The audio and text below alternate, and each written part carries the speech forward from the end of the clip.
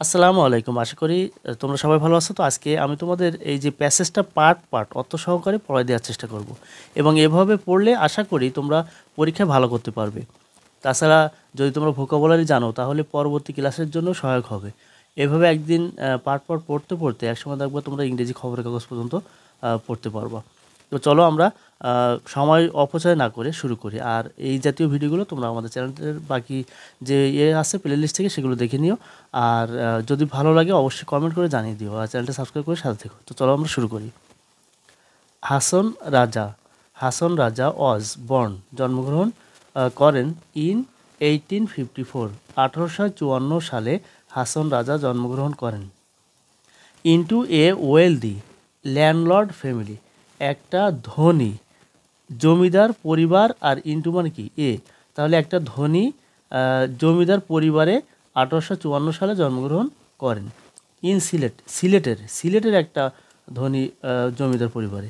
He did not receive, তিনি গ্রহণ করেননি মাস ফর্মাল এডুকেশন, অধিক অর্থাৎ বেশি প্রাতিষ্ঠানিক শিক্ষা তিনি গ্রহণ করেননি।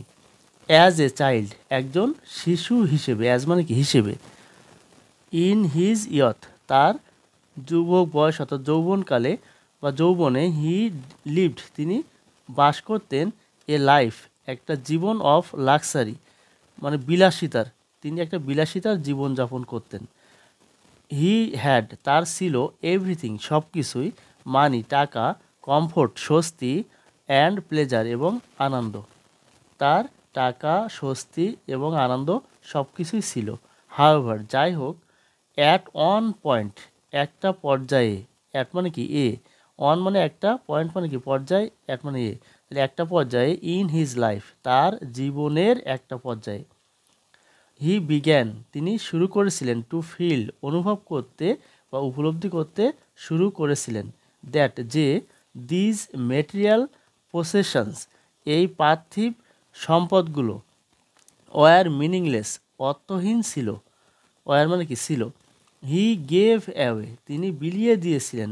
অল হিজ প্রপার্টিস, তার সব সম্পত্তি বা সম্পদ। অ্যান্ড স্টার্টেড, এবং শুরু করেছিলেন। টু থিঙ্ক, ভাবতে বা চিন্তা করতে। ডিপলি, গভীরভাবে। অ্যাবাউট দ্য ক্রিয়েটর, স্রষ্টা সম্পর্কে গভীরভাবে ভাবতে শুরু করেছিলেন। লাইফ, জীবন সম্পর্কে। ডেথ, মৃত্যু সম্পর্কে। অ্যান্ড হিউম্যান কাইন্ড, এবং মানব জাতি সম্পর্কে।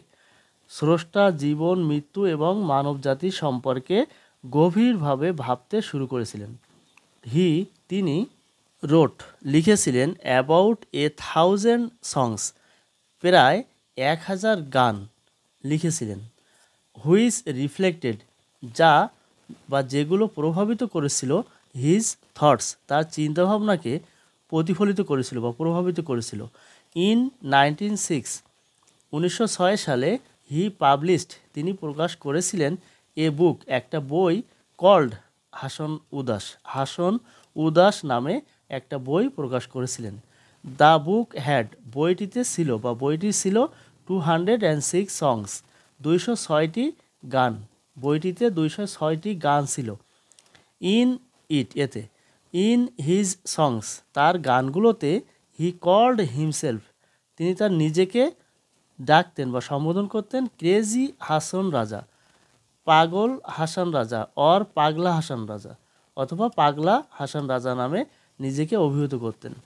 অ্যানাদার ভলিউম, অন্য একটি বইতে। কল্ড হাসন রাজা সমগ্র, হাসন রাজা সমগ্র নামে অন্য একটি ভলিউমে বা বইতে, যেটা ছিল কি কমপ্লিট ওয়ার্কস, একেবারে পরিপূর্ণ কাজ। অফ হাসন রাজা, হাসন রাজার যে পরিপূর্ণ যে কাজ সংবলিত, যে এই যে হাসন রাজা সমগ্র নামে যে অন্য যে ভলিউমটা। ওয়াজ অলসো পাবলিশড, মানে এই ভলিউমটাও। অলসো মানে কি ও, তার মানে এই ভলিউমটাও। ওয়াজ পাবলিশড মানে কি প্রকাশ করা হয়েছিল। ওয়াজ রিটেন, লেখা হয়েছিল। ওয়াজ রিটেন, খাওয়া হয়েছিল, এরকম। হুইচ কন্টেন্ট, যেগুলোতে ছিল বা যাতে ছিল। 500 পোয়েমস, 500 কবিতা যাতে ছিল। অ্যান্ড সংস, এবং গান। হাসন রাজার সং, হাসন রাজার গানগুলো। হ্যাড অলওয়েজ বিন, হয়ে উঠেছিল। অলওয়েজ মানে কি সর্বদা, সর্বদা হয়ে উঠেছিল বা হয়েছিল। পপুলার, জনপ্রিয় ইন সিলেট, সিলেটে হাসন রাজার গানগুলো সিলেটে জনপ্রিয় হয়েছিল বা হয়ে উঠেছিল। বাট কিন্তু ভেরি সুন, খুব শীঘ্রই দে স্প্রেড, সেগুলো ছড়াই গিয়েছিল অল ওভার বাংলাদেশ, সারা বাংলাদেশব্যাপী অ্যান্ড বিয়ন্ড, এবং এর বাইরেও অর্থাৎ বাংলাদেশের বাইরেও ছড়িয়ে পড়েছিল।